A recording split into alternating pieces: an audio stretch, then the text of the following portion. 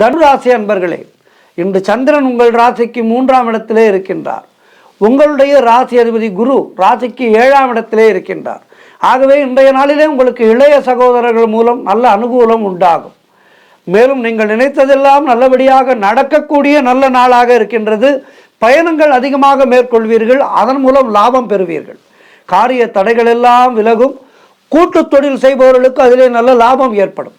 உறவினர்களோடு இருந்து வந்த மனக்கசப்புகள் தீரும்.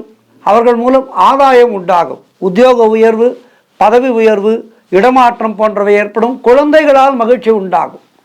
உடல் ஆரோக்கியம் சிறப்பாக இருக்கும். வீடு, வண்டி, வாகன மாற்றம் ஏற்படும்.